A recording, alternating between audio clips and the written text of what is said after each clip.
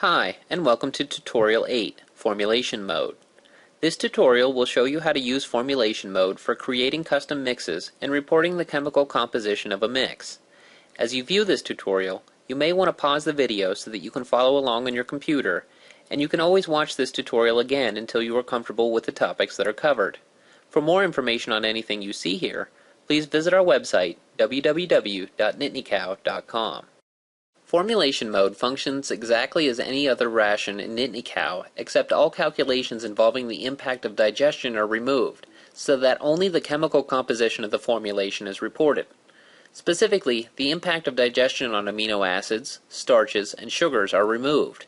Most users will find this helpful when formulating mixes for mills, who are required to report the chemical composition of mixes for feed tags. To access Formulation mode, go to Manage Rations in the main menu and select the Manage Formulations option. To create a new formulation, select Rations, then Add New Ration. This will open a new formulation, beginning with the cow worksheet. As with typical rations, assign a catalog, ration name, and description. You can also assign a client, a mill, or prep information. Because we are formulating a mix and not a ration, there is no need to assign any animal information in the cow worksheet. Next, go to the basic worksheet and add the appropriate feeds for the mix. Then adjust the ratio of feeds to achieve the desired composition. For this tutorial, we will look at an existing formulation.